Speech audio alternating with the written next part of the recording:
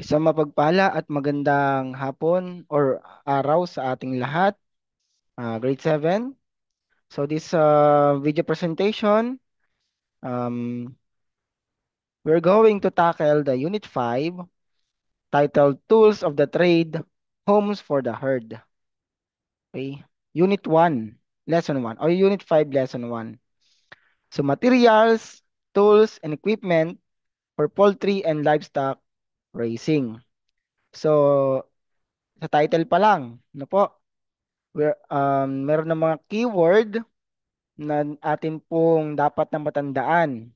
So yung mga materials, mga tools and equipment for poultry and livestock raising. Okay po? Yung mga kagamitan na pwedeng gamitin sa pagpapalago o pag-aalaga ng iba't ibang uri ng hayop o paghahayupan. So in this lesson, you are going to learn, no, the following. Identify materials, tools, and equipment used in poultry and livestock management. So pag matututunan po ninyo, dapat ay mag-lecture kayo dyan kung ano ba yung mga tools, materials, and equipment na ginagamit sa pag-aalaga o paghahayupan.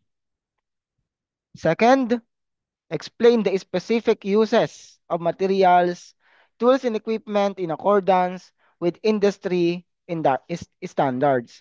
So, ibig sabihin lang po nun ay dapat alam po ninyong ipaliwanag kung ano yung paano ba gamitin yung isang materials po na yon. Alam nyo gamitin or ipaliwanag kung para saan ba yung tools and equipment na yon. Bakit? Sapagkat kung hindi po natin alam kung paano gagamitin yung isang tool o materials o yung equipment, dalawa lang po yan. Hindi na siya magagamit ng tama at makapagdudulot ito ng mga iba't ibang uri ng risk o tsansa na magkaroon tayo ma-expose tayo sa hazard. Ibig sabihin, maaari tayong masaktan. Ayaw naman natin na tayo ay masasaktan. Diba? So, continue natin. Sa animal farming tools, we have first, kilalanin muna natin si Joel sa Latin. Ayan, yan yung larawan niya.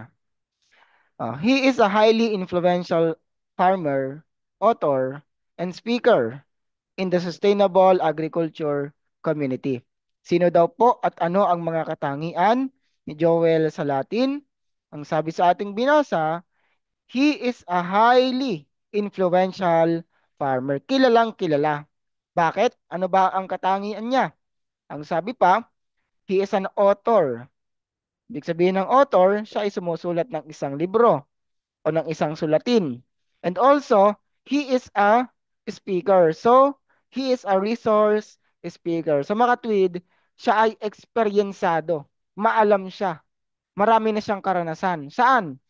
In the sustainable agriculture community. Na sa pagsusustina. Ibig sabihin, sa pagpapatuloy sa pagpapalago ng agriculture community.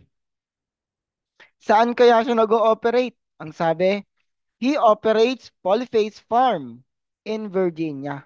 So sa Virginia po siya kilala, no? Ano pa? Ang kanyang mga ginawa. Ang sabi, he has pioneered rotational grazing where animals are moved to fresh pasture regularly. And also, copying the natural ecosystem and improving soil health. So masasabi natin na hindi lang siya isang manunulat. So siya ay isang researcher. Ibig sabihin ay maalam siya sa isang bagay at pinapalawak pa niya yung kanyang kaalaman patungkol sa specific na aralin. So let us discover more details about animal farming tools. Understanding these tools is essential for effective animal care. Ang mga tools and equipment naman po ay naimbento para padaliin. Ano po, para padaliin, para pagaanin yung trabaho po ng isang nag-aalaga ng hayop. Kahit sa ano naman bagay sa pagtatanim for example. Nagtanim ka. Mahirap magtanim. kung gamit mo ay ang sarili mo lang kamay. Pero di tulad ngayon, na alam naman natin meron ng mga rice planter, di ba? Meron ng mga machine na ginagamit sa pagtatanim ng palay. So mas napapadali. Kagaya ng pag-aani din. 'Di ba? Noon gapas, maraming tao ang kinakailangan. Subalit ngayon ay ano na lang, o yung halimaw na tinatawag o yung combine harvester. So mas napapabilis at napapadali ang trabaho dahil sa mga tools, materials, and also equipment and machine. So common tools for farming animals. Ayan. Successful animal farming lies in the proper use of materials, tools, and equipment. So sabi ko nga, kapag maalam ka, no? Kapag maalam ka sa paggamit ng isang tools, ng materials, ng equipment, ng ano pa, machine, mas mapapabilis ang iyong pagtatrabaho. Subalit, kung hindi mo alam kung paano yun gagamitin, marami ka magiging problema. Babalik ka doon sa basic. Gagamitin mo ang iyong sariling mga kamay. Ibig sabihin, mas mapapatagal ang paggawa mo. Hindi tulad ng paggamit ng may tools, materials, talaga makakatulong sa iyan. Ano po, makakatulong ng malaki. So garden tools muna tayo, pang garden. Ito, siguro ay kilalang kilala naman na ninyo. Shovels and rakes. Ayan, yung shovel po ay ito, no? Pala. Ano pa? Yung rakes, ito. Yung parang kalaykay, yun, kalaykay sa Tagalog, ano? Yan ay pangkuha ng mga ano, pangkuha ng mga kalat sa ibabaw ng lupa. Sabi nga, for clearing animal waste. Ayan, maintaining cleanliness in enclosures. So ginagamit din pala yan sa paghahayupan. So saan ginagamit? Yung mga dumi ng mga hayop, yan po yung pang hukay, yan yung pang kuha. Yan. Second, hose. Ayan. Ano naman yung hose na yan? For managing the land around animal habitats, preventing overgrowth and pests. Yan po, yung nasa pangalawang picture sa baba.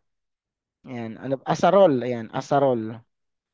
Wheelbarrows, ayan, for efficiently moving feed, bedding materials. Ito basta ginagamit lang ito, lalagyanan, ano? Lalagyanan ng mga materials kung ano may pwede mong ilagay, kagaya ng mga feed, bedding materials, pati kalat, pwede mong ilagay diyan para ano, para makapag-transport, mas mapagaan, no? Kesa halimbawa, ano ba ang magiging kung walang wheelbarrow? Oh, katatawag ka ng kasama mo, isasako mo yung isang bagay, tsaka mo bubuhatin. Eh, madudumihan ka lalo at matatagalan ka sa pagbubuhat. Subalit kapag gumamit ka ng wheelbarrow, eh, mas madami kang mailalagay, mas marami kang magagawa, mas marami kang maitatransport. Next, pliers and wire cutters.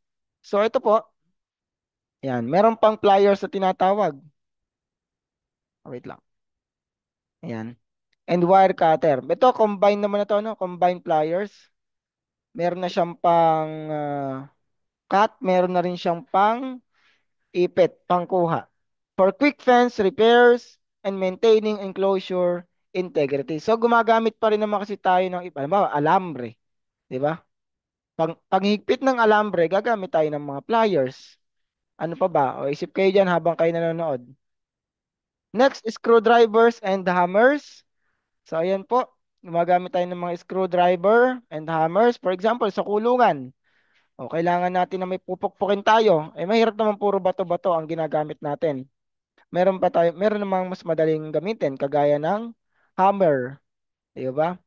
For building and repairing animal shelters such as coops and pens. Ayan. Shears, ayan, panggunting. No po, iba't ibang uri ng gunting 'yan.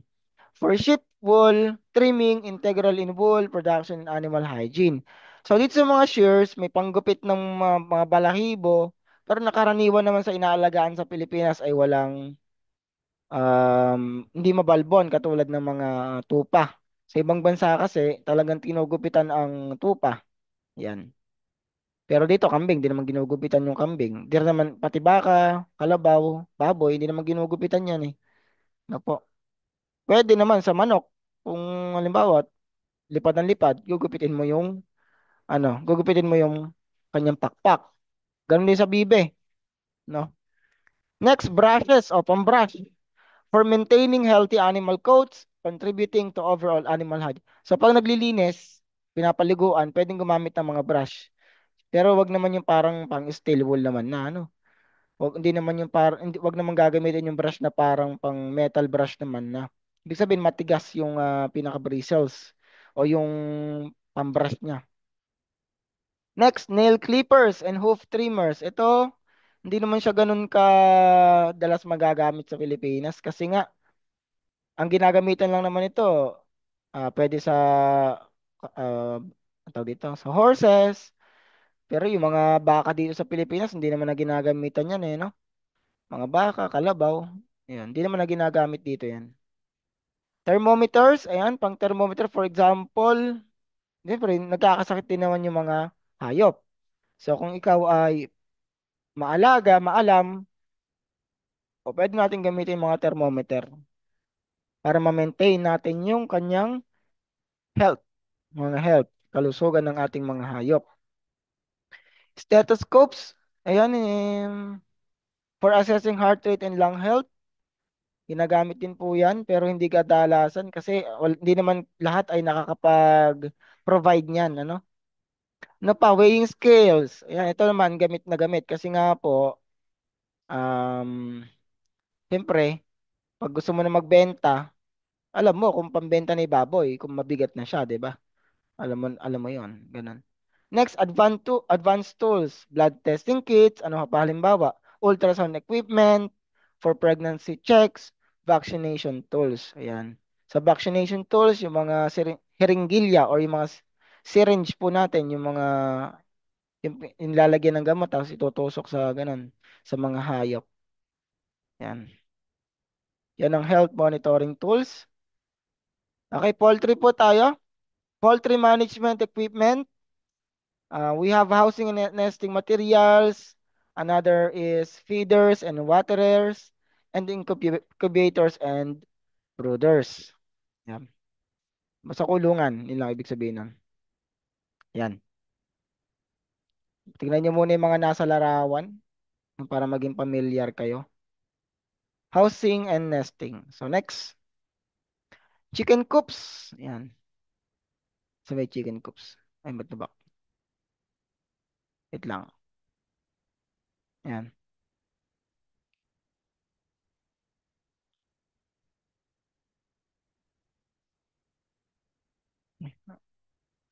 So, chicken coops provide shelter for poultry.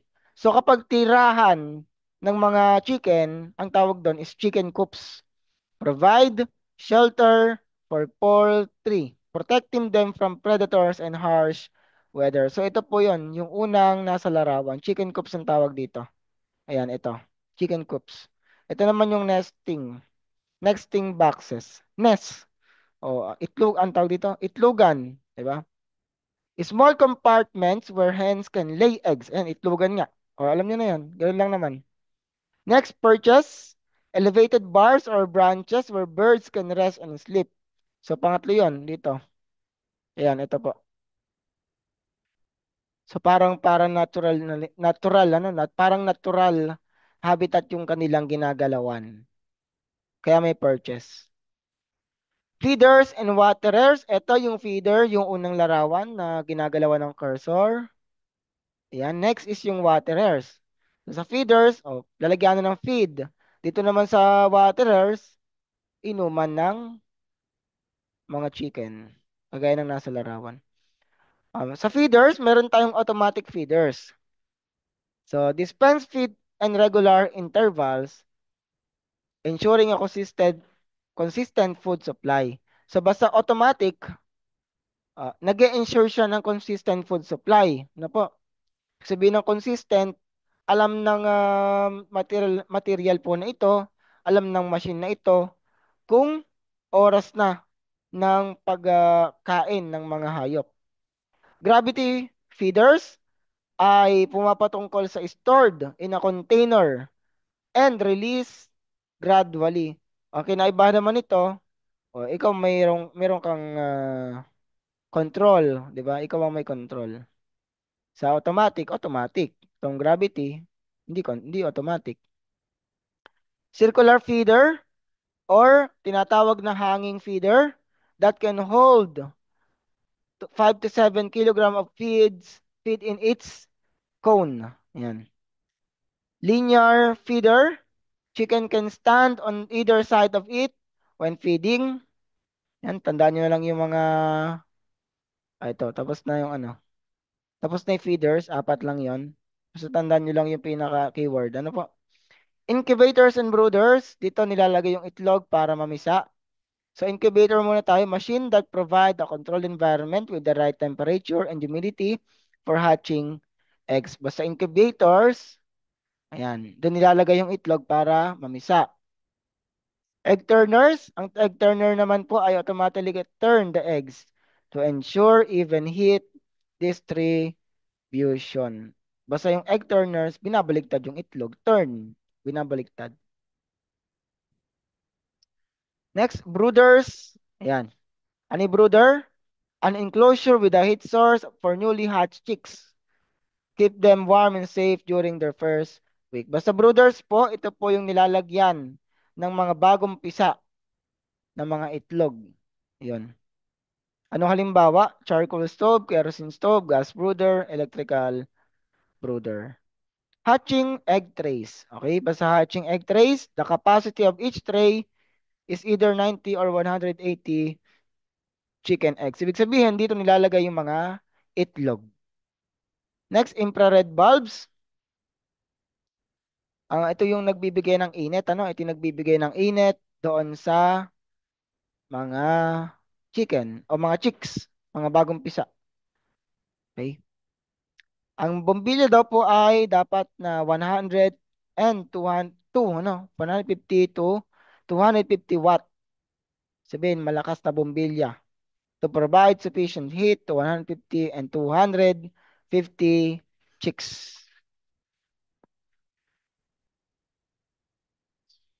So livestock management tayo kanina poultry, ngayon naman livestock.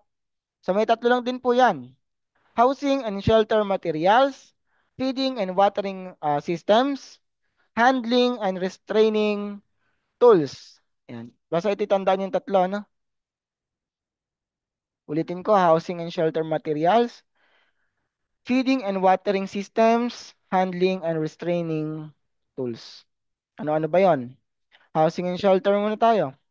Barns. Ayan, yung barns. Yung malaki. Lalagyan, yung isang buong bahay. Barn ang tawag doon. Fencing, strong barriers around pastures and enclosure. Fencing po yung para siyang kulungan, ano po, fence, basta may fence, no? Yung para yung mga ang tawag doon, yung kahoy na pangharang, no?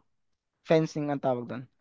Bedding materials such as straw or wood dust. Ibig sabihin ng bedding materials, ano yung pang bebed? Ano yung pang higaan or ilalagay mo sa pwede sa lupa, pwede naman sa ano. Halimbawa sa kambing kasi yung kambing minsan maselan eh. Meron silang elevated na lugar. So yung elevated na lugar na yon, pwedeng papag or anything na elevated nga or mataas. O ano ilalagay mo doon? Dayami ba? O yung mga yung wood dust, okay, wood pulp, ganun. Bahala kayo. It's your choice. Pero karaniwan naman kasi is yung dayami ano, dayami. Next, ventilation systems, fan and exhaust system. So dito sa bahay na to, yung barn na tinatawag, dapat may exhaust. Bakit? Pag sobrang init naman baka naman ma-heat stroke ang mga alaga, ano? Iinit, masyado mainit. Kaya kailangan ng exhaust. Sabihin ng exhaust, labasan ng hangin. Yun ang may ibig sabihin nun. Saka yung amoy kasi para lumabas. No? Heating and cooling system, maintaining optimal temperature conditions. So, bintana, ito karaniwan lang naman, bintana ang meron sa mga barn. Waste management system. So, ito, Halimbawa sa mga manok, yung merong mga nag-aalaga ng manok na merong nakalagay na pad sa ilalim ng lalagyanan ng mga manok para doon diretso yung dumi, doon diretso yung dumi. Tapos ibabalutin na lang nila yung pagkahapon or is either isang linggo na pag panahon na ng pagtanggal. O yun. So mabilisan ang pag-alis at hindi masyadong makalat. Feeding and watering systems, automatic feed dispensers, kagaya lang din nung sa poultry kanina. Hay racks, hold hay in a place for animals to eat. Ayan. Water throws, long and open containers, often connected to to a water supply. Mali yung andyan. To a yan, to a water supply. So mahabang lalagyanan ng tubig, yun lang naman ibig sabihin nun. Handling and restraining tools. And halters. Headgear used to lead or tie up livestocks. Ano po? Headgears. So, halimbawa, sa kalabaw, ano ba yung tinatali doon? Di ba may tinatali? Gandi sa horses, may tinatali sa ulo, may nilalagay sa ulo. Yan, chutes.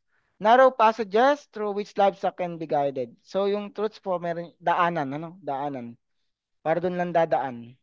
Next, cattle crushes, strong enclosed frames where cattle can be safely held. So, lalagyanan ng mga cattle. Ay, parang safety protocols in animal farming, siyempre, kailangan ng training. Pagka-training, deals with proper operation and maintenance knowledge for all equipment. Kailangan maalam ka sa mga tools and equipment, pati sa machine, tsaka materials. Animal behavior, dapat alam mo din kung ano yung mga behavior ng animal, ano? For example, pag magagalitin yung alaga mo, eh dapat alam mong magagalitin yun. Merong ang vlogger na bata yung kung kilala niyo yun, ang kanyang alaga ay kalabaw, na ang pangalan daw ay kabukaw. So yung behavior ng animal niya, kahit na kalabaw siya, ay para siyang hindi umaastang parang kalabaw, ano? Umaastang man ang kalabaw, pero para siyang pet na rin, ano? Para siyang pet. Next, personal protective equipment. Siyempre, kailangan mo ng mga PPE na tinatawag. Yung mga gloves, apron na pang ano yung pang leather, ano, yung leather para hindi nababasa, and etc. Regular equipment inspection maintenance, syempre kailangan mong laging tinitignan, ano, laging tinitignan yung mga materials, lalo yung mga machine. Kasi pagka nagka-problema sa machine, ukod sa mahal bilhin ulit yon, sayang, manghihinayang ka talaga. 'Di ba? Tsaka baka magka-problema ka din. May hazard sa paggamit ng equipment. 'Di ba? Mataas ang risk. For example, pwede ka magulungan kapag mali yung pagkaka-parking mo. 'Di ba? And etc. Maraming risk po dyan. Kaya dapat na mag-ingat. Ergonomics, considering tools and equipment designed to prevent worker injuries. Yun lang na may pinag-uusapan sa ergonomics. Sa emergency readiness naman tayo. Plano, dapat may plano ka. Yung mga signages nga natin, dapat meron tayo doon, di ba? Dapat alam natin yung mga signages, yung mga exit, fire control, ano pa. At marami pang iba. And training in dealing with equipment failures, accident, or fires. So, a key innovation champion by Joel Salatin is the Egg Mobile. So, si Joel Salatin, yung pinag-aralan po natin kanina, yung pinaka tampok sa kanyang ginawa, yung tinatawag na Egg Mobile. Ano po ba kahulugan nitong Egg Mobile? Sabi, a portable chicken coop used in rotational grazing systems. This mobile unit follows cattle grazing in the pasture, allowing chickens to feed on insects and grubs in the cattle dung, naturally fertilizing the land. So ito po, pag-imagine kayo ng daanan ng baka. Tapos may may dumumi. O ngayon, yung dumi, nagkaroon ng mga uod, nagkaroon ng mga iba't ibang insekto. Ngayon, doon naman daw dadaan yung mga manok. Tapos, ang kakainin ng manok is yung mga insekto. O, di ba, dual purpose. Tapos, yung poop ng mga baka na dumaan, nagiging fertilizer sa lupa. And also, nagiging tahanan naman ng mga magiging pagkain ng manok. Di ba? So, innovative yung kanyang ginawa. So, animal farm stalls na tayo. Aha. So, yun lang naman po pala. Those are the animals farm tools. Punta tayo sa unit 5, lesson 2. Yan, lesson 2 na tayo. Bilisan na lang natin.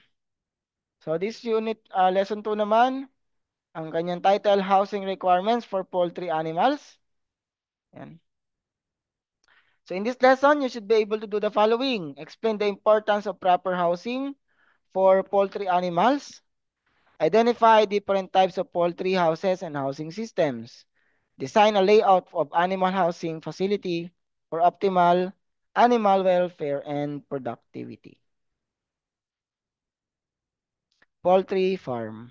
Siguro nakakita naman na kayo ng farm, no? Pero karaniwan kasi sa ating mga Pilipino, lalo yung mga nag-aalaga talaga at na may mga space, ano?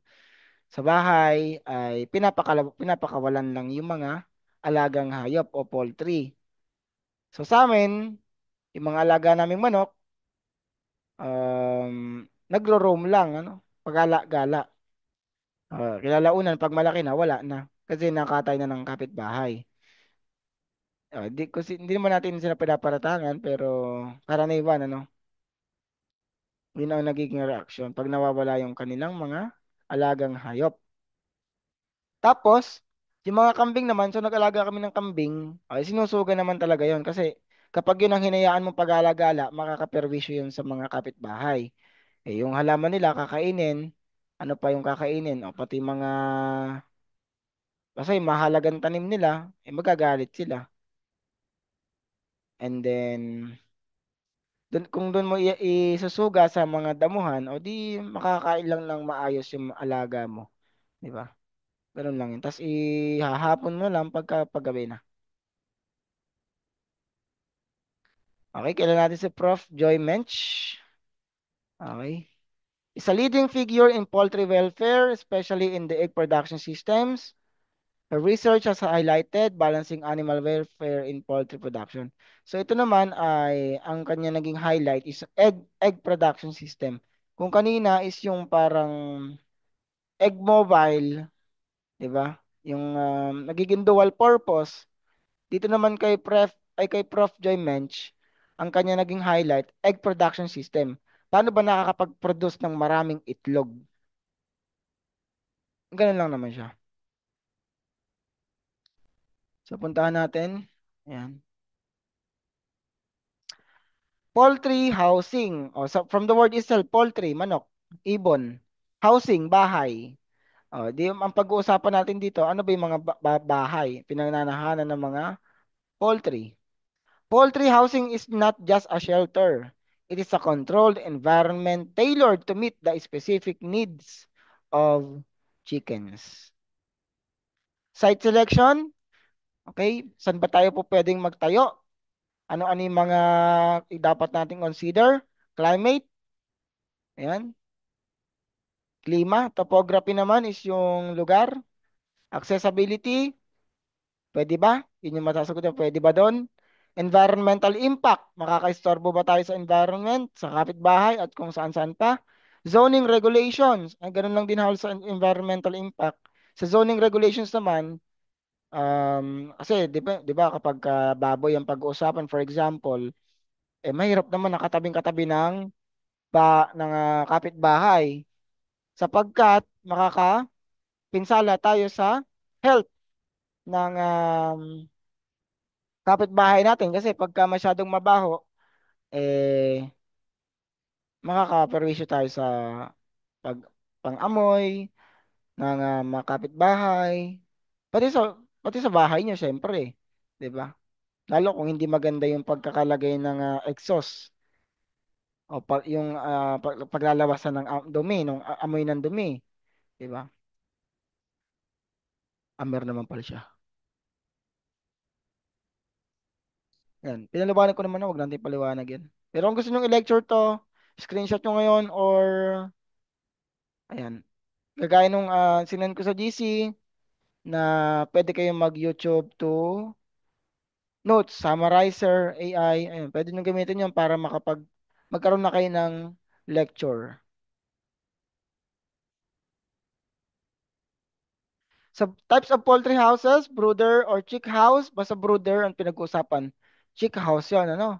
Brooder yung mga bagong pisa. Brood, no? Bagong pisa na itlog. So, kiti na to. Kiti ang pinag-uusapan. Grower house, ito yung papalaki na, no? Medyo malalaki na. Chicks outgrow the brooder stage. So, malalaki na to. Bagay bata na, hindi na siya baby. Brooders come grower house. Ayan, yung mas malaki ng manok. Kumbaga sa 48 days, parang ito yung nasa kalagitnaan, ano? Ito na yung binata dalaga, kung yun ang term natin. Layer house. O, basta layer house, lay. Nangingitlog na. Have nesting boxes and purchase specifically designed for egg laying hens. Layer house, laying hens ang nandun. Nangingitlog. Broiler, basta broiler, hindi siya yung sa itlog, ano? Ito yung mga malaman. Ito yung pambenta na pagiging inihaw ng manok. Yan. Breeder house, ito naman yung ito yung bahay para sa mga ibibreed. Yung paparamihin mo, yung magiging mag-asawa, magpapares. Ano magiging pares para gumawa ulit ng mga bagong chick. No, ganun lang naman. Poultry housing system, paraan ng pagpapabahay, ano? Una, yung free range or extensive system. Ito yung sinasabi ko sa inyo kanina na malaya yung, nagro-roam lang yung mga manok. Free range ang tawag doon. Malaya sila. Semi-intensive. Ang semi-intensive naman, pwede siyang birds can access outdoor spaces sa labas but are confined in houses for some part of the day. So, gagala sa umaga, babalik sa bahay pagkagabi. So karaniwan, ganun ang mga manok, ano. Next, intensive system. Poultry are kept entirely indoors. Ang intensive, basta meron siyang bahay. Bawal siya lumabas doon. Ulitin natin, ano? Yung free range, sa labas. Yung semi-intensive, labas at bahay. Yung intensive naman, bahay lang. Yun lang namin pinagkaiba. Types of cages tayo. Single bird cage. Ito, pang isang manok lang or ibon. Multiple bird cage, pang maramihan ng konting mas marami. Next, colony. O colony, sobrang dami na niyan.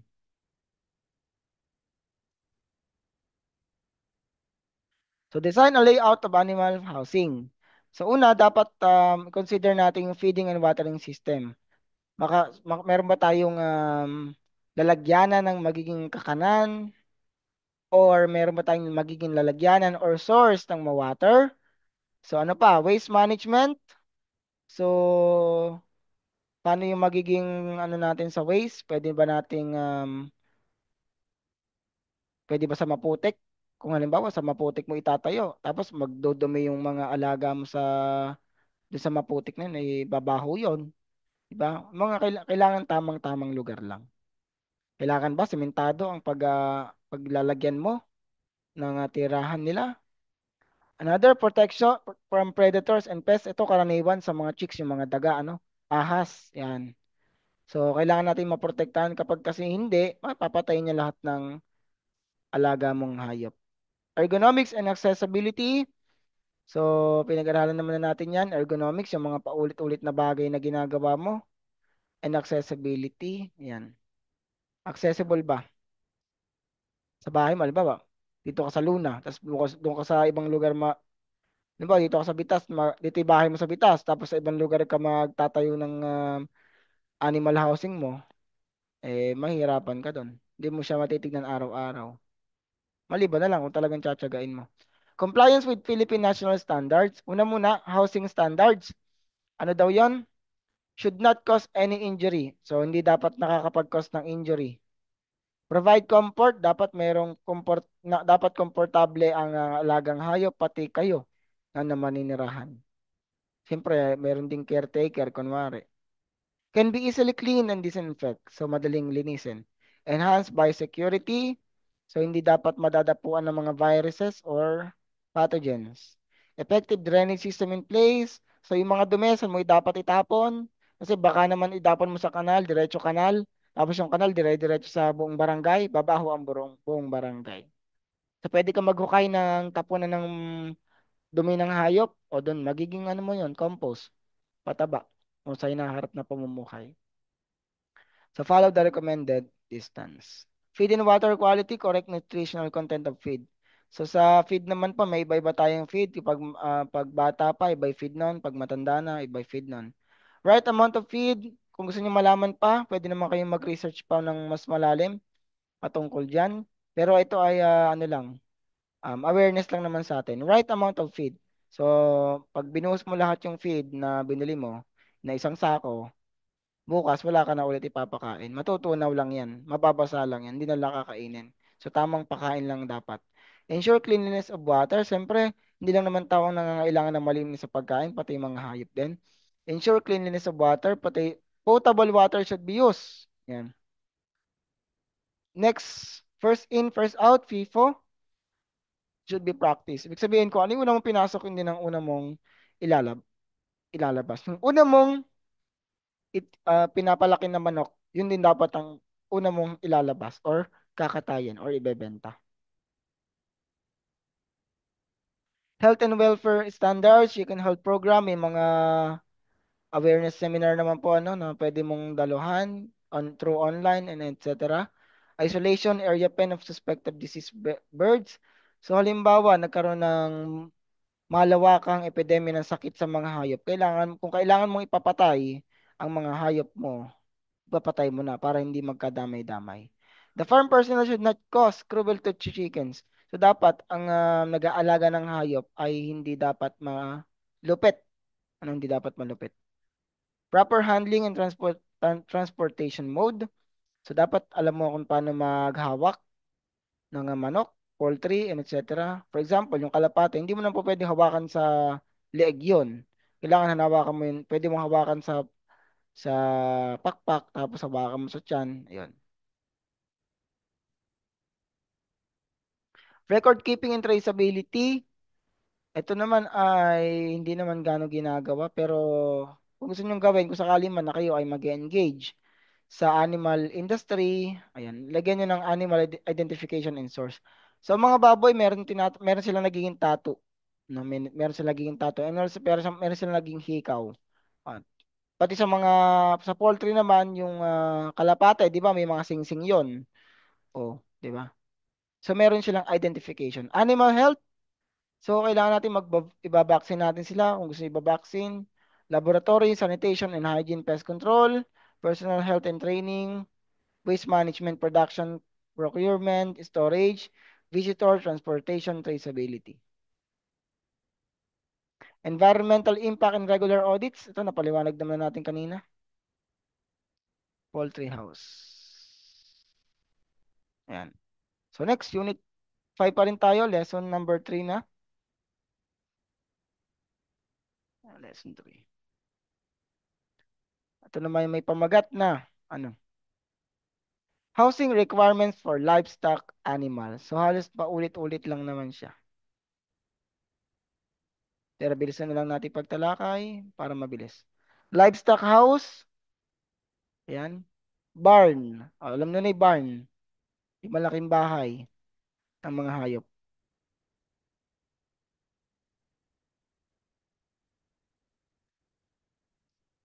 Ayan. Livestock housing for swine, rabbits, goat, and sheep, and cattle and buffalo.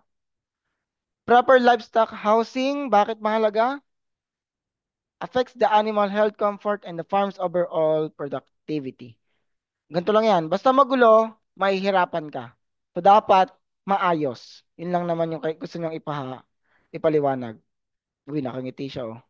Housing for swine, pre-gestation area, sows are kept before mating. Ayan.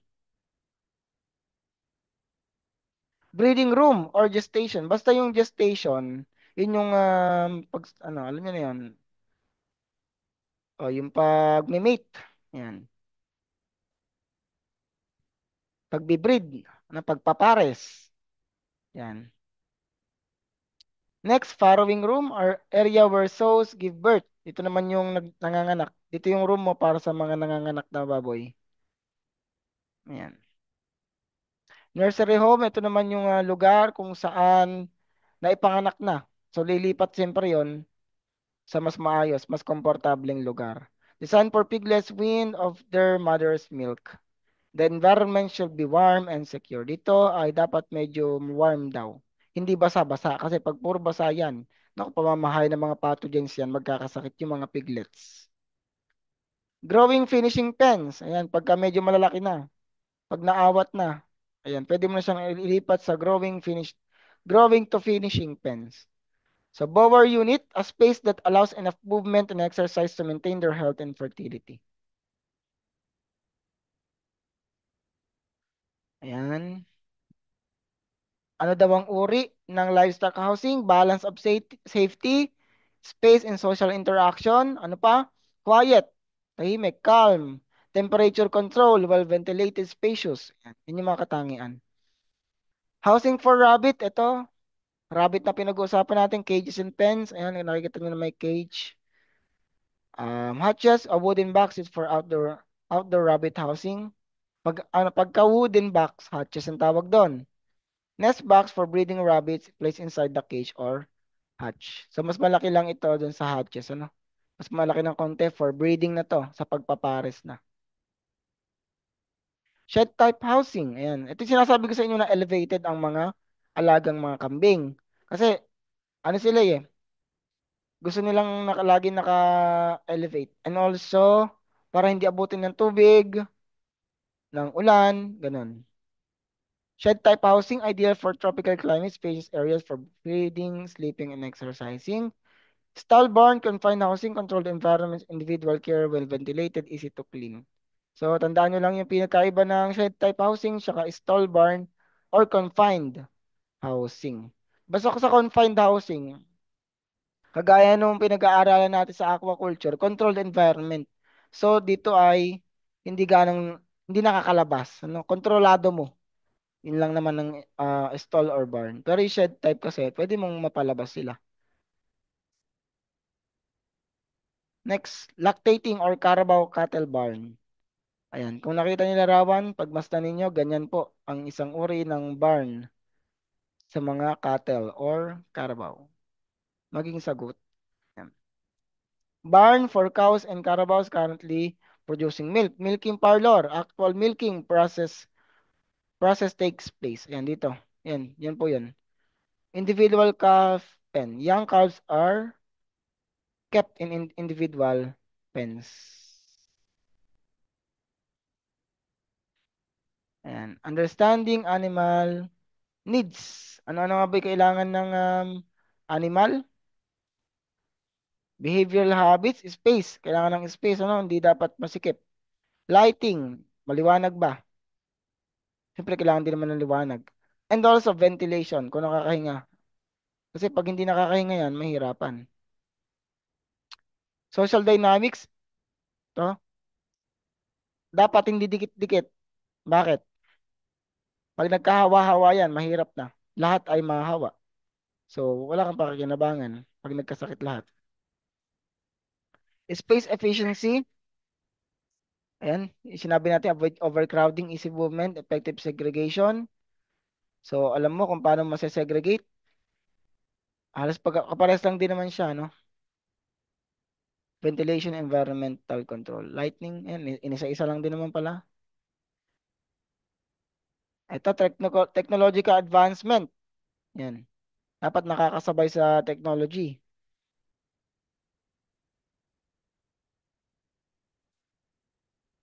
Future adaptability, flexible layout for evolving needs and standards. Compliance with the Philippine National Standards, Industry Standards for Health, Welfare, and Productivity. Yan. Tandaan nyo lang yan. So ito, pag-aral natin PNS or Philippine National Standards. So ang site location po niya, dapat pinapaalam po yan sa local government. Pero karaniwan kasi, lalo sa probinsya, hindi naman na pinapaalam yan. Basta nag-alaga ka lang. No? Check the site history for conduct a soil test. Shall not be within a 25-meter radius of ground and surface drinking water sources. So may mga pagitan dapat. Commercial farm shall be 500 meters away from built-up areas and 200 meters from national highway. Ibig sabihin lang nito, malayo sa kabiasnan, na malayo sa pamayanan. Dapat malayo sa maraming tao. Kasi nga yung amoy ng dumi nila, masyadong mabaho yun. Nagkakapag-cause yun ng sakit. So dapat malayo. 500 meters away. And sa, ano yun, 500 meters sa matao. Saka yung 200 meters naman sa mga highway or major roads. Backyard farming shall be at least 200 meters away from the built-up areas. Physical environment covers several key areas in animal housing such as basta physical environment, ito yung mga physical na nakikita. Doon sa magiging lugar ng pag-aalagaan. Health and safety regulation, vaccination program is required. Ano? May mga libreng pambaksin naman, may mga vaccination program naman. Ibig sabihin ng vaccination, panlaban sa sakit yan.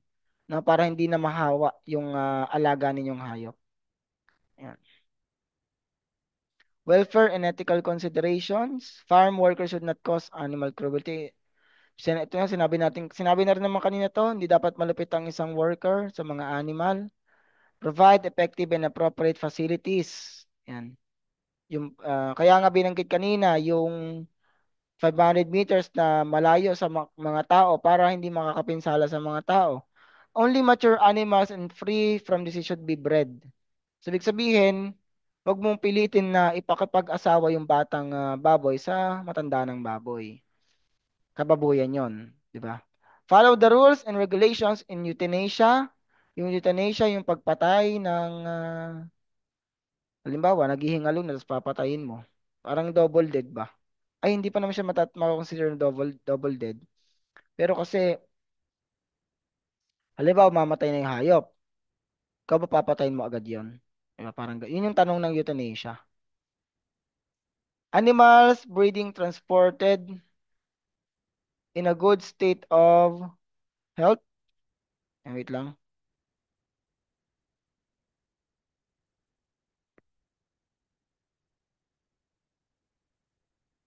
Yan.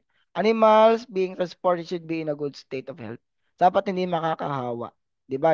Nandito sa Nueva Ecija, transport mo sa Bulacan. Dapat walang sakit yung idadala mo doon kasi pagka nagka-problema, magsisisi ka. Yun lang naman. Ito, nabanggit na rin naman kanina yan. Yan. So, ayun. So, that's all for Unit 5. Dapat natutunan nyo yung gusto lang ipaunawa nitong Unit 5, which is yung iba't ibang bagay sa pag-aalaga ng mga livestock and poultry. Yung mga kagamitan. Ayan. Yun lang naman po. So, kung may katanungan pa kayo, mag-chat lang kayo sa akin. Basta magsabi kayo ng pangalan muna bago mag-chat para alam ko kung sino yung nire-replyan ko. And also, pakigawa na po ang performance task. Siyempre, dapat pagkatapos ng video lesson na ito, meron na kayong notes. No, meron na kayo na isulat. Picturean nyo na. Tapos, sa, sa pinost ko na performance task number 5. O, basahin niyo muna mula direction hanggang sa dulo para alam ninyo yung gagawin. So, yun lang naman. Kung may katanungan pa kayo, nasa inyo. Kung magtatanong pa kayo, chat nyo lang ako, ano? So, yun lang naman sa Unit 5. Thank you.